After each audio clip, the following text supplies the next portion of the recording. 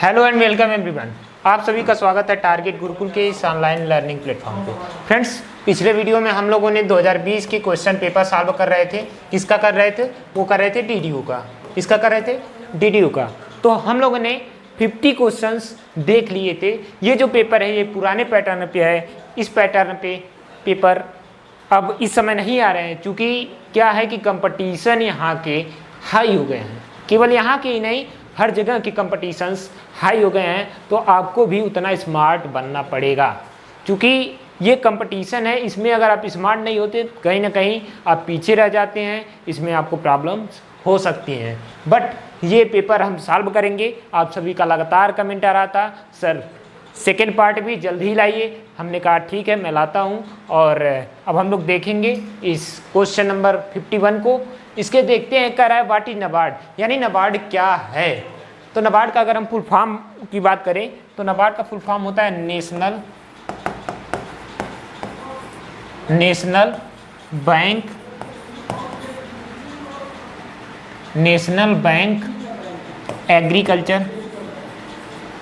Agriculture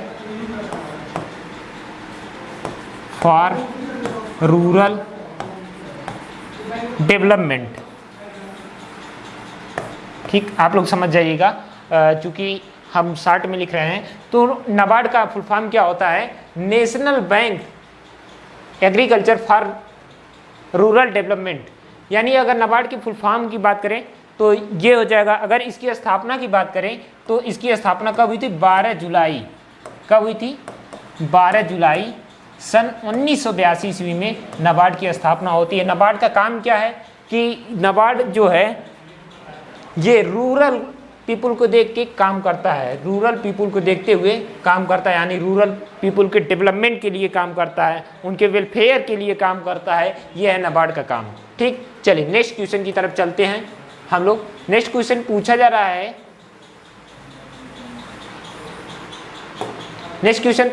Bharat में सहकारी समिति अधिनियम कब पारित हुआ? यानी जो सहकारी समिति अधिनियम थी वो कब पारित हुई? अगर इसकी हम बात करें, जो अधिनियम थी ये कब पारित हुई? कह रहा है when was the cooperative credit committee act passed in India. यानी जो सहकारी समिति थी वो इंडिया में कब पारित हुई? तो इसकी अगर बात करें सन 1904 ईस्वी में पारित हुई थी। ठीक, चलिए आगे हम बात करते हैं क्वेश्चन नंबर 53 की। इसका करेक्ट आंसर आपका बी हो जाएगा और इसका ए हो जाएगा। यानी नाबार्ड क्या है? बैंक है।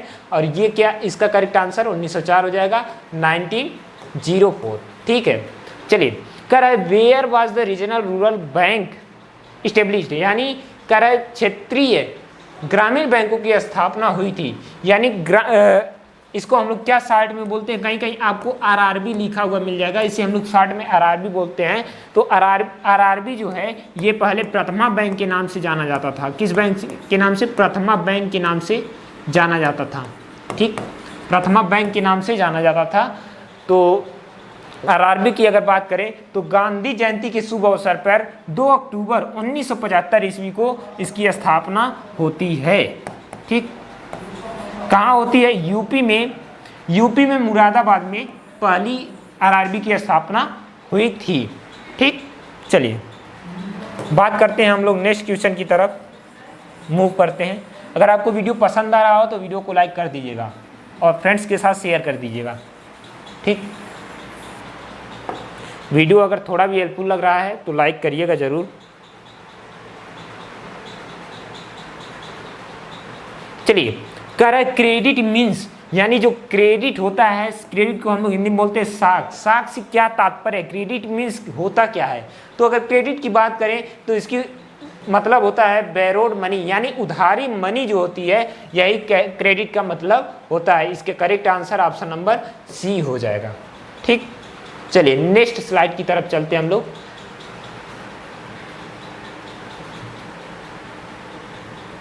देखिए नेक्स्ट स्लाइड क्या बोला जा रहा है?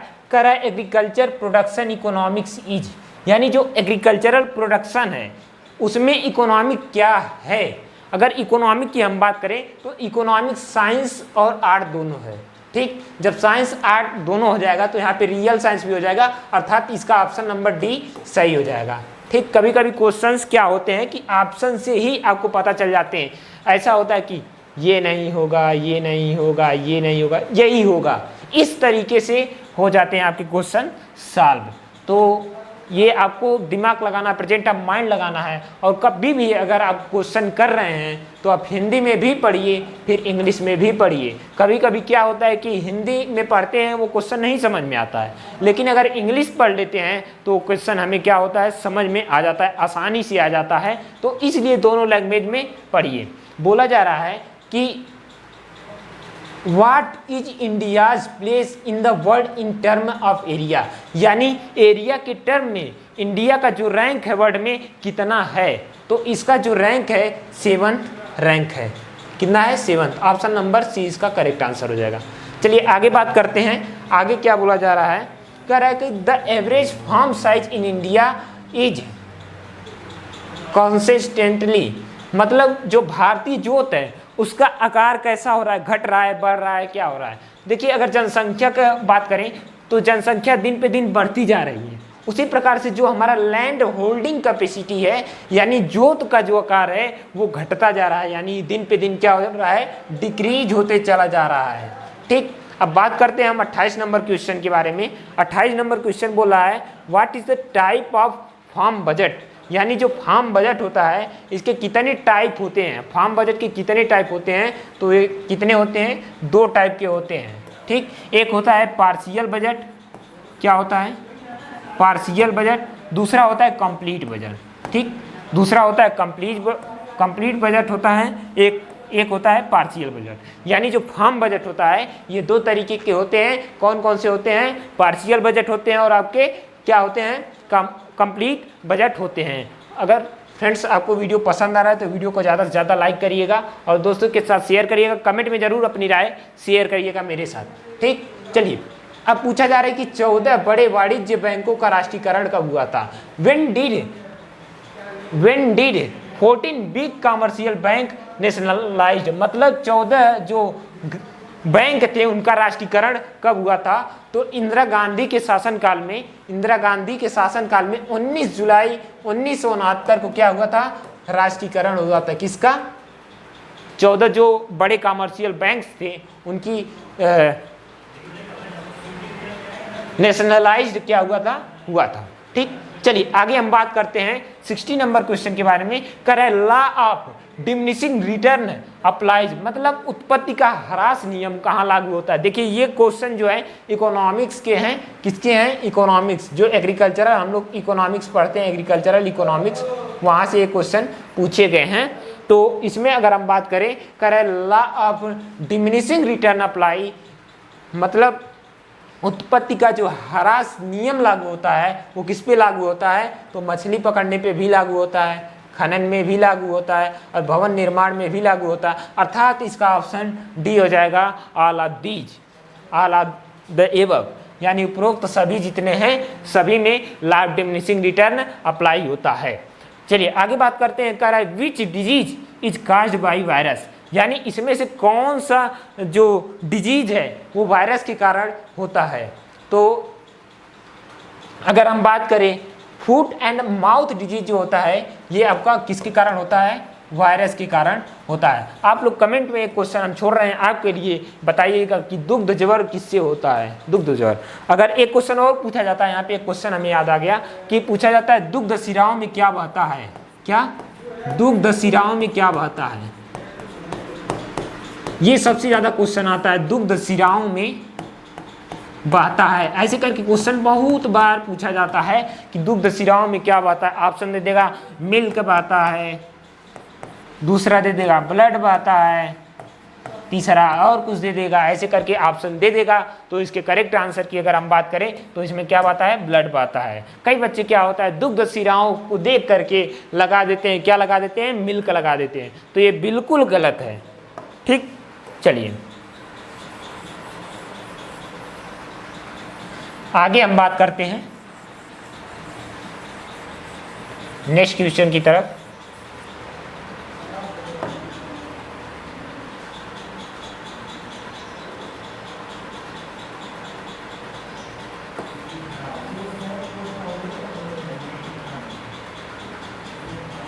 देखिए नेक्स्ट क्वेश्चन क्या पूछा जा रहा है आपसे, कह रहा भैंस में प्रजनन परिपक्वता की आयु क्या होती है आफ्टर फर्स्ट कमिंग, जो मेच्योरिटी होती है, age of sexual maturity of buffalo age, मतलब जो पहली बार हीट में आती हैं उसके हीट में पहली बार आने का जो समय होता है वो कितना होता है। तो अगर हम इसकी बात करें तो किस में पूछा जा रहा है, बफेलो में अगर पूछा जा रहा है तो 3 ईयर होता है। कितनी होता है? 3 ईयर। ठीक, अगर यही चीज़ आपसे पूछी जाए काऊ में अगर पूछी जाए तो 24 से 28 मंथ इसका करेक्ट आंसर हो जाएगा। क्या हो जाएगा? 24 से 28 मंथ हो जाएगा। ठीक है, काऊ का क्या होगा? 24 से 28 मंथ। 24 से 28 मंथ ये क्या होगा? काऊ का होता है। एज ऑफ सेक्सुअल मैच्योरिटी काऊ का कितना होता है? 24 से 28 मंथ। और अगर यहीं पे आपसे बफेलो का पूछा जाए तो वो होता है 3 ईयर यानी 36 मंथ, 36 मंथ। फ्रेंड्स, आपको वीडियो अगर पसंद आ रहा है तो वीडियो को जरूर लाइक करिएगा। चलिए आगे हम लोग बात करते हैं। आगे पूछा जा रहा है कि शुद्ध दूध का लैक्टोमीटर पाठ्यांक कितना होगा। उम्मीद करते हैं दोस्तों ये दिख नहीं रहा होगा, लेकिन क्या कर सकते हैं, ये प्रीवियस ईयर पेपर है, हम यही कर सकते हैं। बाकी हम बोल रहे हैं, ये चीज़ें आपको समझ में आती होंगी। ठीक, करें लैक्टोमीटर रीडिंग, थोड़ा बड़ा कर लेते हैं इसको।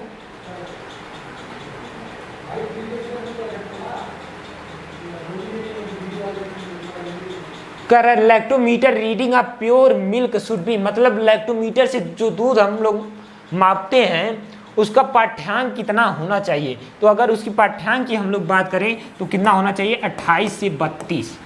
ठीक, लैक्टोमीटर का जो पाठ्यांक होता है अगर शुद्ध दूध है तो उसका पाठ्यांक इसी के बीच में आता है, 28 से 32 के बीच में आता है। देखिए अब आगे पूछा जा रहा है इनब्रीडिंग मीन्स, यानी अगर आप ब्रीडिंग पढ़ेंगे तो उसमें कई प्रकार के ब्रीडिंग होते हैं, आउट ब्रीडिंग, इन ब्रीडिंग। यानी जो इन ब्रीडिंग होता है इसमें हम लोग क्या करते हैं, इन ब्रीडिंग में क्या होता है, कह रहा है कि रिलेटेड जो एनिमल होते हैं उनका क्रॉस कराया जाता है, वो क्या होता है? इन ब्रीडिंग। वहीं आउट ब्रीडिंग की अगर बात करें तो अनरिलेटेड एनिमल का जो हम लोग कराते हैं क्रॉस, वो क्या किस में आएगा? ये आपका आउट में आ जाएगा। किस में आ जाएगा? आउट में। और इन ब्रीडिंग में अगर हम लोग कराते हैं तो ये किस में आएगा? रिलेटेड एनिमल्स का हम लोग कराते हैं। ठीक, क्लोजली जो रिलेटेड होते हैं उसका हम लोग क्रॉस कराते हैं तो इन ब्रीडिंग में आता है। अगर अनरिलेटेड एनिमल्स का कराते हैं तो वो आता है आपका आउट ब्रीडिंग में आता है। तो अगर इसके करेक्ट आंसर की बात करें तो संबंधित पशुओं से के मध्य जो समागम होता है या फिर कह सकते हैं क्रॉस होता है, वो क्या होता है? आपका इनब्रीडिंग होता है। ठीक दोस्तों, अगर आपको वीडियो पसंद आ रही हो तो वीडियो को लाइक करिएगा और अपने दोस्तों के साथ अपने कॉलेज के ग्रुप में ज़रूर शेयर करिएगा। ठीक, चलिए अब देखिए, यहाँ देखिए, अब अगला क्वेश्चन जो है कह रहा है बकरी के मांस का क्या नाम है। इसका अगर देखा जाए तो ये क्वेश्चन बिल्कुल गलत है। क्वेश्चन नहीं मतलब ऑप्शन जो है इनके गलत हैं। अगर मटन हम बात करें तो ये भेड़ के मांस को हम लोग बोलते हैं क्या? भेड़ के। अक्सर आप लोगों ने दुकानों पर देखा होगा जहाँ बकरी के मांस को बेचते हैं वहाँ पे मटन लिख के रखते हैं, मटन।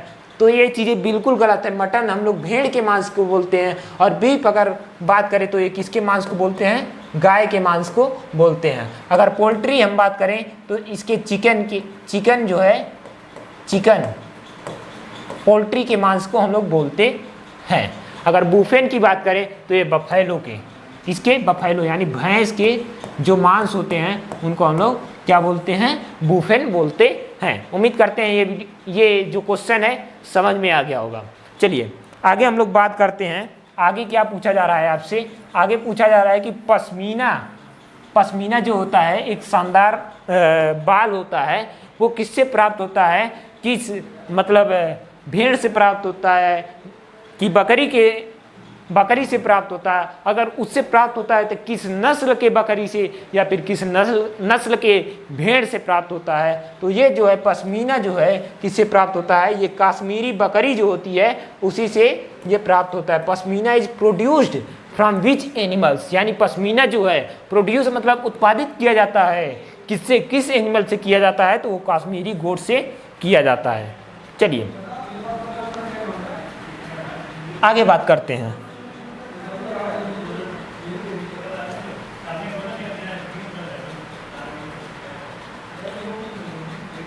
देखिए करडी horning in cattle is done at the age of, मतलब डी हार्निंग जो करते हैं, सिंगरोधन जो करते हैं कैटल में, वो कितनी एज पे हम लोग करते हैं, ये चीज़ें आपसे पूछी जा रही हैं। तो 6 वीक्स बिल्कुल गलत है, 5 वीक्स गलत है, 3 वीक्स गलत है, यानी 1 वीक जो है करेक्ट आंसर हो जाएगा। अगर वैसे डेज में देखा जाए तो 10 से 12 दिन पे हम लोग क्या करते हैं, डी हार्निंग करते हैं। डी हार्निंग मतलब हर मतलब सिंग, डी हार्निंग मतलब डी मतलब हटा देना, रिमूव कर देना, यही क्या हो जाएगा आपका डी हार्निंग हो जाएगा। ठीक, कुछ मैथ्स के स्टूडेंट होंगे और कुछ बायो के स्टूडेंट होंगे, उन लोगों को नहीं समझ में आ रहा होगा, तो वो क्या करेंगे, वो बार बार रिपीट करेंगे। देखिए आप लोगों को क्या है कि आपको पढ़ना चाहिए, बुकें ज़्यादा पढ़ना चाहिए, ठीक है।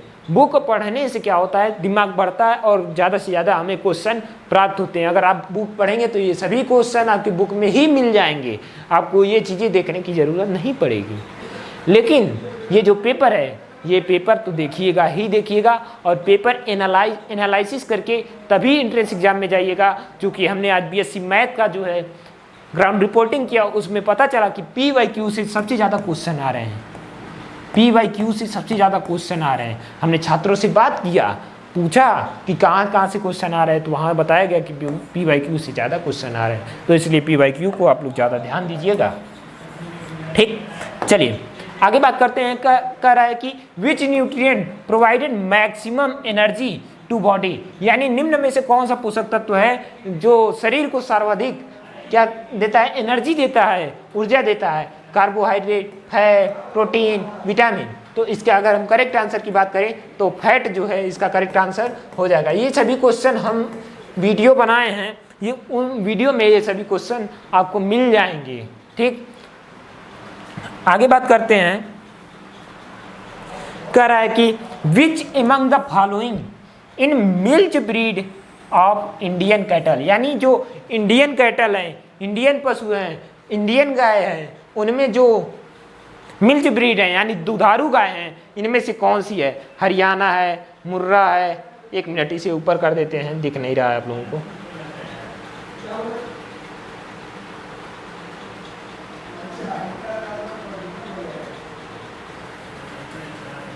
फ्रेंड्स अगर वीडियो आपको पसंद आ रही है तो वीडियो को लाइक करिएगा और अपनी राय कमेंट में ज़रूर बताइएगा। ठीक है, दोस्तों के साथ शेयर भी करिएगा। ये सब कहने वाली चीज़ें नहीं है, आप लोग खुद समझदार हैं कि वीडियो अगर पसंद आ रहा है तुरंत लाइक कर दिया जाए। ठीक, चलिए इसमें जो है करा which among the following is milk breed of Indian cattle, यानी निम्नलिखित में कौन सी भारतीय गाय दुधारू नस्ल है। यानी हरियाणा की बात करें तो हरियाणा क्या है, ये गाय की नस्ल है, और मुर्रा जो है ये आपकी किसकी, भैंस की नस्ल पड़ जाएगी, किसकी, भैंस की। और बीटल की अगर बात करें ये किसकी है, बकरी की नस्ल है, किसकी है, बकरी की। और साहिवाल इसका जो है करेक्ट आंसर हो जाएगा, ऑप्शन नंबर सी इसका करेक्ट आंसर हो जाएगा। कह रहे what is the average gestation period of cow, यानी जेस्टेशन पीरियड ऑफ काऊ कितना होता है। जेस्टेशन पीरियड मतलब गाय की औसत गर्भकाल कितने दिनों का होता है। तो गाय की अगर औसत गर्भकाल का बात करें तो 283 दिन होता है। कितना होता है, 283 दिन, 5 दिन ऊपर नीचे हो सकता है। ठीक, तो इस पे आप लोग ध्यान दीजिएगा। ये जो है 310 दिन किसका होता है, भैंस का होता है। किसका होता है, भैंस का। अगर हम बात करें तो लगभग एक औसत हम बता रहे हैं, भेड़, किसका, भेड़ और बकरी, इन लोगों का लगभग 150 डेज होता है। ये सब डेज में है, ये मत सोचिएगा मंथ में मत सोचिएगा, ये सब डेज में है। ठीक है, ऐसा ना हो कि आप लोग मंथ में समझ लीजिए, तो ये चीज़ें गलत हो जाएंगी अगर मंथ में समझ लेंगे। ठीक, चलिए अब हम लोग नेक्स्ट स्लाइड पे चलते हैं, नेक्स्ट क्वेश्चन की तरफ।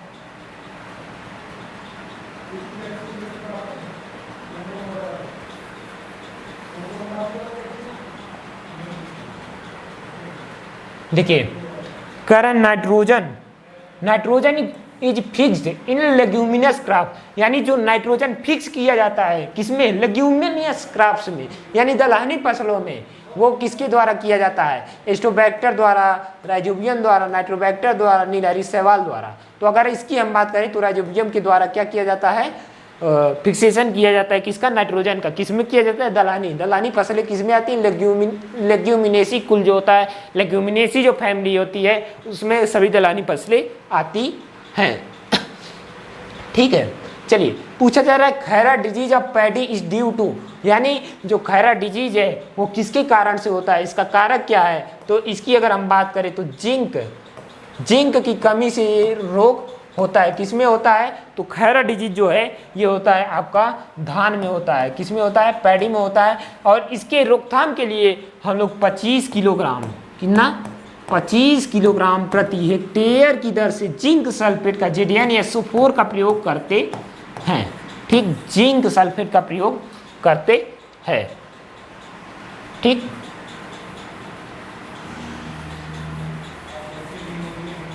ठीक है, चलिए आगे हम लोग बात करते हैं।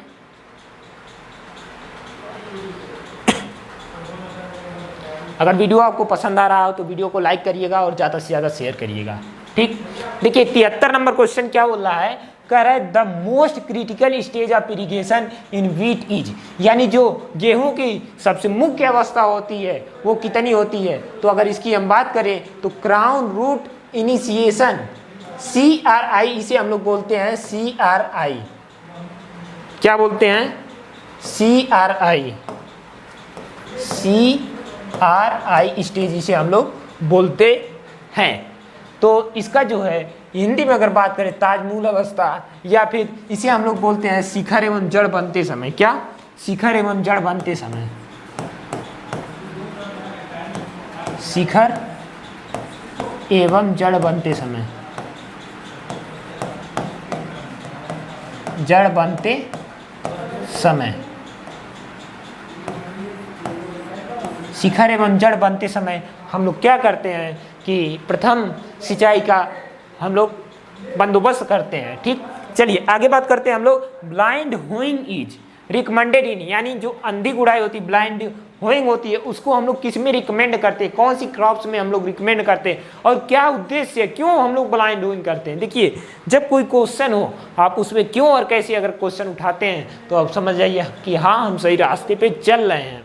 अगर मान लीजिए डायरेक्ट टू डायरेक्ट रट लेते हैं तो क्वेश्चन अगर डायरेक्ट टू डायरेक्ट आएगा तो आप कर ले जाएंगे, नहीं तो दिक्कत होगी। तो अगर देखिए बात करें ब्लाइंड होइंग की, आप लोगों ने अक्सर देखा होगा जो गन्ना होता है वो 28 से 30 दिन पे अंकुरण होता है, कभी कभी 35 दिन भी चल जाता है। ये चीज़ें आप लोग देखे होंगे, जिनके यहाँ गन्ना होता होगा वो देखे होंगे। ठीक, अब जब गन्ना होता बुआई हम लोग कर देते हैं, उसके बाद जो है गन्ने में बारिश हो जाती है, तो ऊपर एक कड़ी लेयर जम जाती है, कड़ी लेयर ऐसे जम जाती है। तो जब कड़ी लेयर जम जाती है ऐसे, तो इसे तोड़ने के लिए हम लोग क्या करते हैं, एक गुड़ाई कर देते हैं।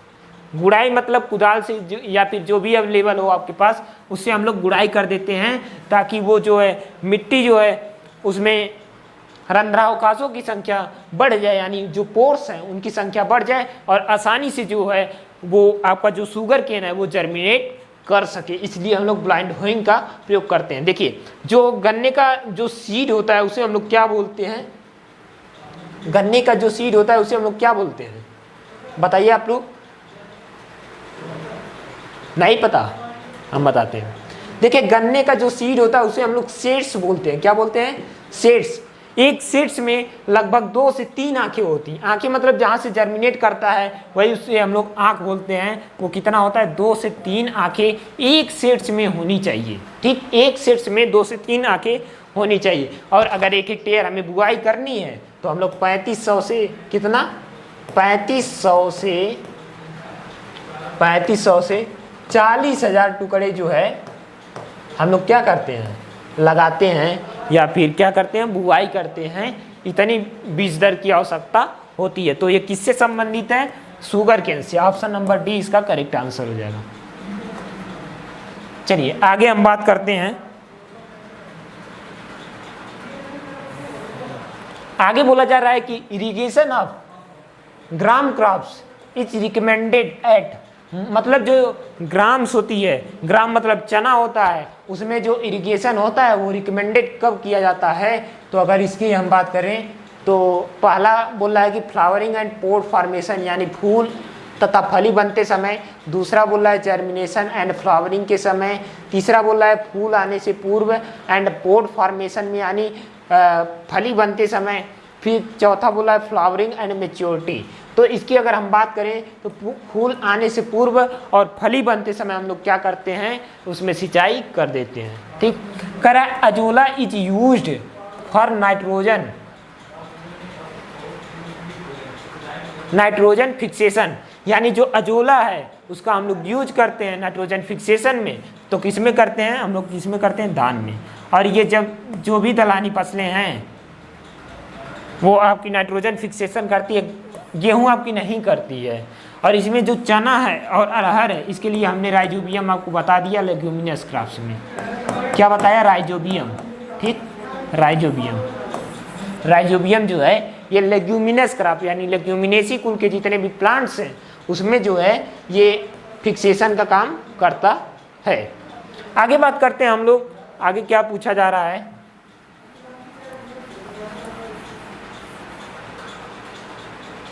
करे द प्रोसेस ऑफ लॉसिंग, एक मिनट, ठीक है, करे the process of loosening for separating fibre for plant is known as, यानी पौधे के रेशे से अलग करना या ढीला करना जो प्रक्रिया होती है उसे हम लोग क्या बोलते हैं? तो ये जो प्रक्रिया होती है इसे हम लोग रेटिंग बोलते हैं। रेटिंग किस में होती है? ये होती है जूट में। किस में होती है? जूट में। ठीक, किस में होती है? तो ये किस में होती है? जूट में। रेटिंग की क्रिया जूट में होती है। इसमें क्या करते हैं हम लोग? पानी में ले जाते हैं, पानी में ले जाके इसको भिगो देते हैं, कई दिनों तक सड़ा देते हैं। सड़ाने से क्या होती है? वो रेशा अलग हो जाती है, फिर हम उसे अलग कर लेते हैं। ये जो पूरी प्रक्रिया है उसे हम लोग रेटिंग बोलते हैं। ठीक, करें in which of the following composite and synthetic cultivars are used. Cultivars मतलब क्या होता है? प्रजाति होती है। क्या होती है? निम्न क्या होती है? प्रजाति या किस्म होती है, प्रजाति होती है। ठीक, कह रहा है कि संकुल और संश्लेषित किस्मों का निम्नलिखित में से किसमें प्रयोग किया जाता है? जो संकुल किस्में हैं या फिर संश्लेषित किस्में हैं उनका प्रयोग हम लोग किसमें करते हैं? तो मक्का में करते हैं। मक्का का जो है साइंटिफिक नेम क्या होता है? वो होता है जिया मेज। क्या होता है? जिया मेज। और इसकी जो बीज दर होती है 18 से 20 किलोग्राम होती है, जिया मेज। ठीक, इसकी जो बीज दर होती है वो 18 से 20 किलोग्राम होती है। ठीक है, चलिए आगे अगर हम बात करते हैं, इसका करेक्ट ऑप्शन क्या हो जाएगा? मक्का हो जाएगा। चलिए आगे बात करते हैं नेक्स्ट क्वेश्चन की तरफ। नेक्स्ट क्वेश्चन आपका जो है, इसको फ्रेंड्स अगर आपको वीडियो पसंद आ रही हो तो वीडियो को ज़्यादा से ज़्यादा लाइक करिएगा और दोस्तों के साथ ज़रूर शेयर करिएगा। चलिए, कह रहा है कि डेपोग method of rice nursery rising originated, यानी जो डेपोग मेथड है, ये जो राइस उगाने की जो मेथड है, जो विषय तैयार करने की डेपोग मेथड है, ये कहाँ से आई थी? तो ये फिलीपींस से आई थी। कहाँ से आई थी? फिलीपींस से आई थी। ठीक, ओरिजिन ऑफ सोयाबीन, सोयाबीन का ओरिजिन कहाँ है? ओरिजिन ऑफ सोयाबीन मतलब सोयाबीन का उद्भव कहाँ है? अगर इसकी बात करें तो ये कहाँ है? चीन है। कहाँ है? चीन। ठीक, और अगर इसकी हम बात करें तो ग्लाइसिन मैक्स जो है इसका क्या होता है? साइंटिफिक नेम होता है। एक मिनट, कलर चेंज करते हैं।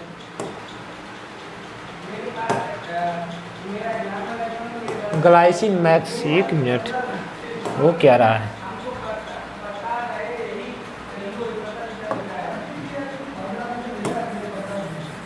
तो हम क्या बता रहे थे? बता रहे थे कि सोयाबीन का जो साइंटिफिक नेम है वो क्या है? तो सोयाबीन का जो साइंटिफिक नेम है वो क्या है?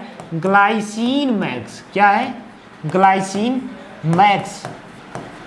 ग्लाइसिन मैक्स जो है ये सोयाबीन का आपका साइंटिफिक नेम है। इसका उद्भव कहाँ है? तो इसका चीन है।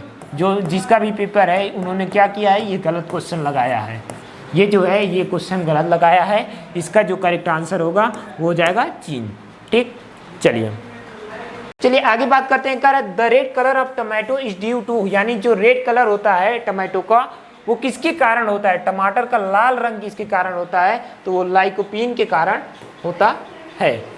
देखिए आगे हम बात करते हैं। कह रहा है सीड रेट ऑफ टमाटो ग्राम प्रति हेक्टेयर, इसे ध्यान दीजिएगा, ग्राम प्रति हेक्टेयर में जो टमाटो का सीड रेट होता है वो हम लोग ग्राम प्रति हेक्टेयर में यूज करते हैं। कह रहा है कि टमाटर की बीज दर ग्राम प्रति हेक्टेयर में कितनी होती है, तो अगर नॉर्मली आपसे पूछा जाए तो आप 400 से 500 लगाइएगा। कितना, 400 से 500 ग्राम प्रति हेक्टेयर। अगर आपसे पूछा जाए कि संकर यानी हाइब्रिड जो है टोमेटो का पूछा जाए तो 150 से कितना, 150 से 200 ग्राम प्रति हेक्टेयर लगाइएगा।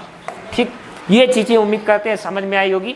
देखिए फिर से देख लीजिए, अगर नॉर्मली आपसे पूछा जाए तो 400 से 500 ग्राम, अगर हाइब्रिड का पूछा जाए तो 150 से 200 ग्राम हम लोग यूज करते हैं। ठीक है, चलिए आगे देखते हैं हम लोग।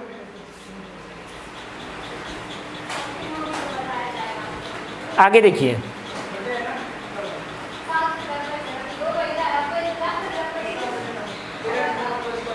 तिरासी नंबर क्वेश्चन का अगर हम बात करें,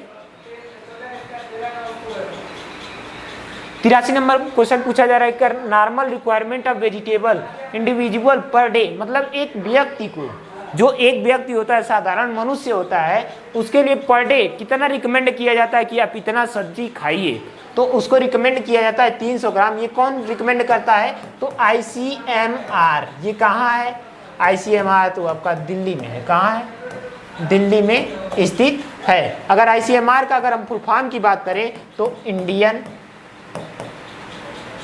काउंसिल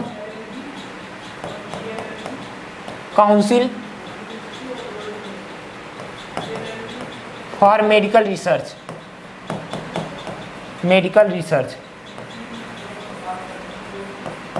ठीक है, ICMR का फुल फॉर्म क्या होता है, Indian council for medical research. इसके अनुसार जो सब्जी हम लोगों को रिकमेंड करता है वो कितना रिकमेंड करता है, 300 ग्राम पर डे। एक व्यक्ति को 300 ग्राम पर डे सब्जी खाना चाहिए, ये रिकमेंड करता है ICMR। ठीक, 84 नंबर क्वेश्चन की हम बात करते हैं। कह रहा कि potato tuber is modified of, यानी जो पोटैटो ट्यूबर होता है वो किसका मॉडिफाइड होता है, किसका परिवर्तित रूप होता है। जो हम लोग ट्यूबर खाते हैं वो हम क्या खाते हैं, ट्यूबर का कौन सा भाग खाते हैं, जड़ खाते हैं कि फल खाते हैं, क्या खाते हैं। तो ये जो हम लोग खाते हैं या परिवर्तित होता है वो क्या खाते हैं हम लोग, स्टेम होता है उसका, न कि आपको जड़। कई बच्चे होंगे कि वो रूट लगा के चले आएंगे अगर इस तरह का क्वेश्चन हो।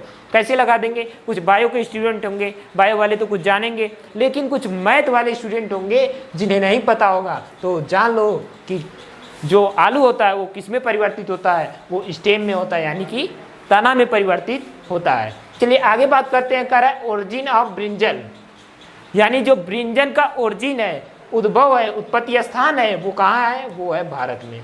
ठीक, चलिए हम आगे बात करते हैं।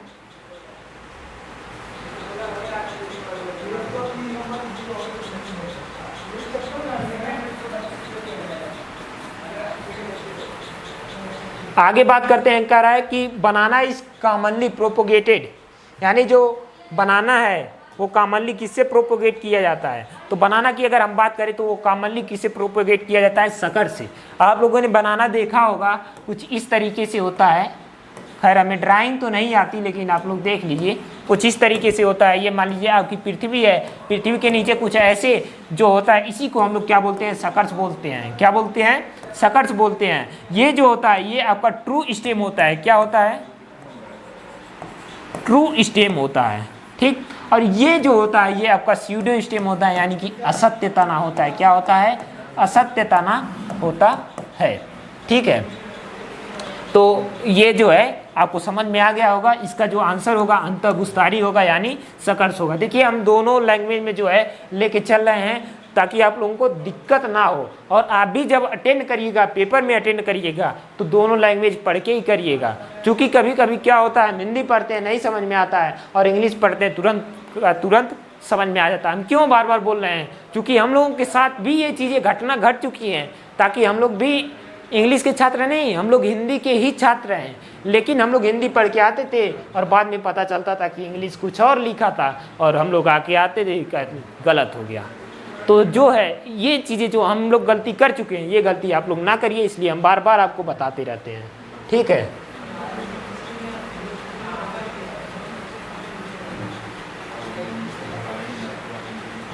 फ्रेंड्स, अगर आपको वीडियो पसंद आ रही हो तो ज़्यादा से ज़्यादा शेयर करिएगा, ठीक है, और लाइक करिएगा और अपना राय ज़रूर कमेंट में बताइएगा। चलिए आगे हम लोग बात करते हैं।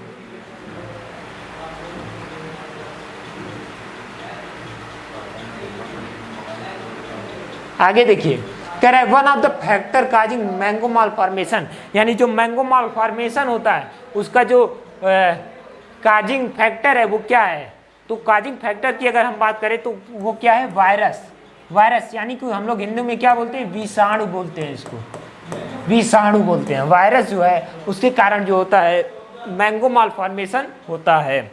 अगर हम बात करें ओरिजिन प्लेस ऑफ मैंगो की, तो ओरिजिन प्लेस कहाँ है मैंगो की, भारत है, इंडिया है, कहीं कहीं आपको मिल जाएगा इंडो बर्मा। तो ये चीज़ें आप लोग ध्यान दीजिएगा, कहीं कहीं अगर आपको ऑप्शन में मिल जाता है इंडो बर्मा तो इंडो बर्मा भी मार दीजिएगा, या फिर आपको बर्मा मिल जाता है या म्यांमार जिसे हम लोग बोलते हैं वो मिल जाता है, तब भी आप लोग क्या करिएगा, उसे लगा दीजिएगा, वो भी सही होगा। ठीक, अब आगे हम लोग बात करते हैं।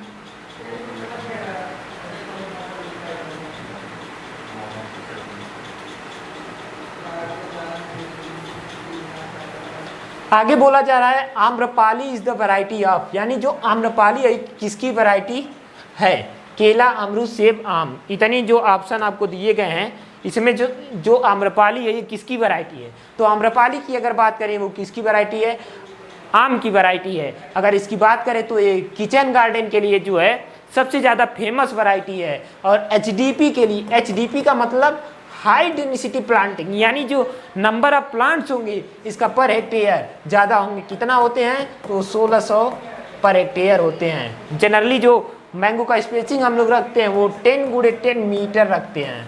ठीक, चलिए आगे हम लोग बात करते हैं नेक्स्ट क्वेश्चन की तरफ। नेक्स्ट क्वेश्चन बोला जा रहा है कि papaya fruits are rich in the following, यानी जो पपाया फ्रूट्स होता है इसमें जो रिच सोर्स है, ये किसका रिच सोर्स है, कौन सा विटामिन पाया जाता है। तो अगर हम इस विटामिन की बात करें तो पपाया में विटामिन ए पाया जाता है। कितना पाया जाता है, तो ये 2020 IU, यानी जो है इंटरनेशनल यूनिट जो है पाया जाता है, ये इतना प्रोटीन पाया जाता है, सॉरी विटामिन पाया जाता है। अगर विटामिन की सबसे ज़्यादा विटामिन की बात करें, विटामिन ए जो है सबसे ज़्यादा किस फल में पाया जाता है, वो पाया जाता है मैंगो में। किस में पाया जाता है, मैंगो में। सबसे ज़्यादा विटामिन ए की मात्रा मैंगो में पाई जाती है। ये भी क्वेश्चन कई बार आपसे पूछा जाता है और बच्चे क्या करते हैं, बच्चे गलत करके चले जाते हैं। ठीक, चलिए आगे बात करते हैं। देखिए यहाँ पे इंग्लिश के कुछ क्वेश्चंस हैं, तो उसको भी हम करा दे रहे हैं ताकि आप लोगों का कमेंट ना आए कि सर आपने इंग्लिश छोड़ दिया। ठीक, तो इंग्लिश के भी क्वेश्चन हम सॉल्व करा दे रहे हैं। ठीक है,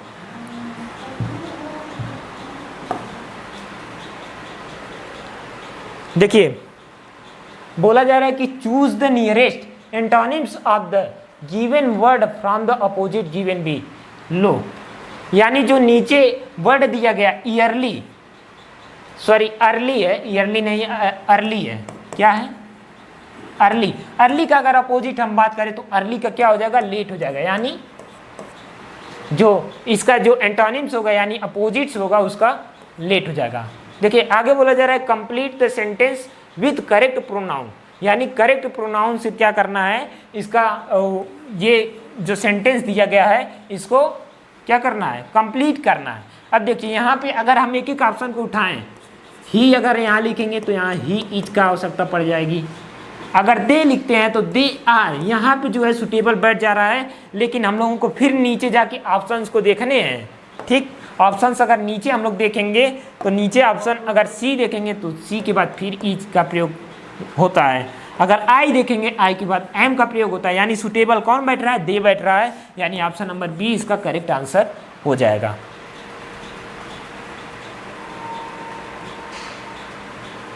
चलिए आगे बात करते हैं।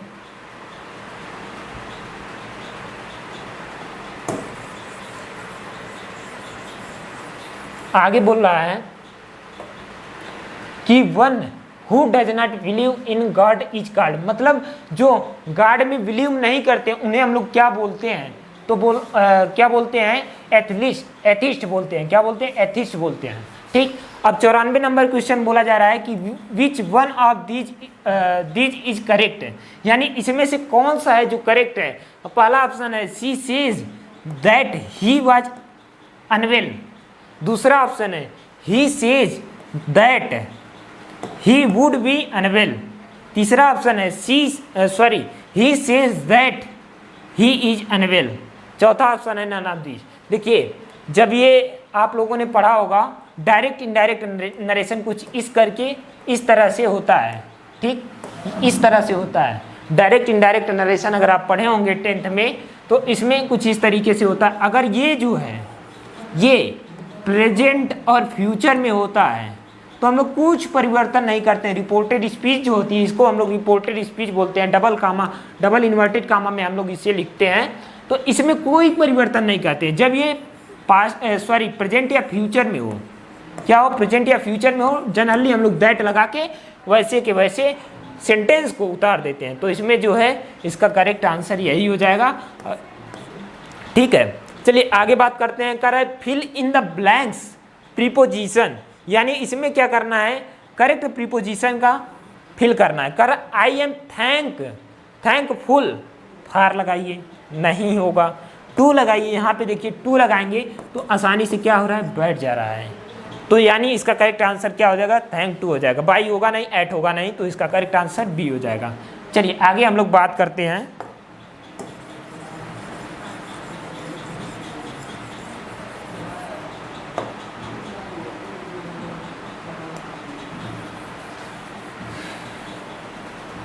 छियानवे नंबर क्वेश्चन का अगर हम बात करें तो 96 नंबर क्वेश्चन में क्या बोला जा रहा है, कह रहा है I had been playing football for 2 hours in, यानी जो ये सेंटेंस दिया गया I had been playing football for 2 hours is in, यानी देखिए यहाँ से अगर हम पकड़ना चाहें तो आईएनजी फॉर्म आ रहा है, यानी कि ये जो है कॉन्टिन्यूअस है। अब पता करते हैं किसका कॉन्टिन्यूअस है, तो आई हैड बीन आ जा रहा है। देखिए जो हेल्पिंग वर्ब होती है इसी से हम लोग क्या करते हैं, पकड़ते हैं। तो इससे जब पकड़ेंगे तो ये क्या हो जाएगा, पास्ट टेंस में आ जाएगा, पास्ट परफेक्ट कॉन्टिन्यूअस जो है ये हो जाएगा। क्योंकि यहाँ पे आईएनजी लगा है तो कॉन्टिन्यूअस आएगा। ठीक है, चलिए आगे बात करते हैं। कह रहा है choose A correct word and complete the sentence the book is the table, यानी यहाँ जो ब्लैंक है यहाँ पे क्या भरना है। अगर यहाँ पे ऑन की बात करें, ऑन प्रीपोजिशन, तो यहाँ पे ऑन हो जाएगा। यानी जो भी कोई वस्तु किसी वस्तु के ऊपर होती है तब हम लोग ऑन का प्रयोग करते हैं। लेकिन कंडीशन एक है कि अगर वस्तु स्थित है, एक जगह पे है, मूवमेंट में नहीं है, तब हम लोग ऑन का प्रयोग करते हैं। चलिए आगे बात करते हैं।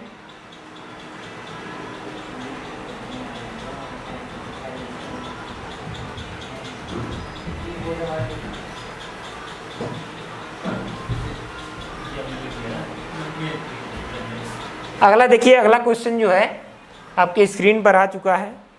अगला क्वेश्चन है complete the sentence with correct word, यानी जो कंप्लीट जो सेंटेंस है इसको हमको कंप्लीट करना है। करा it has been running 3 hours, यानी यहाँ पे देखिए सिंस और फार का प्रयोग होता है। जब इस तरीके का कोई टाइम दिया हो तो सिंस और फार का प्रयोग हम लोग करते हैं। तो सिंस का प्रयोग कहाँ करते हैं, जो डिफिनिट टाइम हो, यानी निश्चित समय हो, निश्चित यानी डिफिनिट टाइम हो, वहाँ हम लोग क्या करते हैं, सिंस का प्रयोग करते हैं। और जहाँ पे अनिश्चित समय हो वहाँ हम लोग फार का प्रयोग करते हैं। अब देखिए यहाँ पे फार और सिंस तो क्लियर हो गया, जहाँ निश्चित होगा वहाँ सिंस का प्रयोग करेंगे, जहाँ अनिश्चित होगा वहाँ फार का प्रयोग करेंगे। लेकिन यहाँ पे अब देखिए, अब कैसे जानेंगे कि हाँ ये जो निश्चित है ये अनिश्चित है। तो देखिए जो it has been running 3 hours, यानी 3 घंटे से दौड़ रहा था। ये देखिए आपको केवल सेंटेंस पढ़ने से ही पता लग जाएगा, 3 घंटे से, यानी पता नहीं कब से कर रहा है, 3 बजे से कर रहा है कि 4 बजे से कर रहा है, ये कोई निश्चित नहीं है, 3 घंटे से है। यानी यहाँ पे किसका प्रयोग करेंगे, फार का प्रयोग करेंगे। ऑप्शन नंबर ए सही हो जाएगा। ठीक, आगे बात करते हैं हम लोग। कह रहा है complete the sentence with the correct verb, यानी जो सेंटेंस है इसका जो करेक्ट वर्ब जो है उससे हम लोगों को कंप्लीट करना है। ठीक, उसके बाद कह रहा है देखिए ही यू एंड आई फ्रेंड, यानी देखिए यहाँ पे जो है 3 लोग आ गए हैं, ही यू एंड आई। यहाँ पे जब 3 लोग आ जाएंगे यहाँ पे आपका क्या हो जाएगा, प्लूरल हो जाएगा, यहाँ यानी बहुवचन हो जाएगा, तो हम लोग किसका प्रयोग करेंगे, आर का प्रयोग करेंगे। ठीक, चलिए नेक्स्ट क्वेश्चन की एंड लास्ट क्वेश्चन की बात करते हैं। बोला जा रहा है कि choose the nearest synonyms of the given word from the option given below, यानी जो ऑप्शन दिया गया है नीचे उसका जो है हमें क्या करना है, सिनोनिम्स बताना है। हैप्पी, हैप्पी, हैप्पी मतलब प्रसन्न। जब इसका हम लोग निकालेंगे प्रसन्न का, तो प्रसन्न का क्या होता है, चीरफुल होता है। ऑप्शन नंबर सी हो जाएगा। अगर इसकी हम जो है अपोजिट बात करें, इसकी जो अपोजिट हो जाएगी अनहैप्पी होती है। क्या होती है, अनहैप्पी होती है, अनहैप्पी होता है। तो थैंक यू फ्रेंड्स, मिलते हैं नेक्स्ट वीडियो में। उम्मीद करते हैं जो ये 2020 का पेपर है आप लोगों को बहुत पसंद आया होगा। अपनी राय जरूर कमेंट में बताइएगा। Thank you, bye bye, take.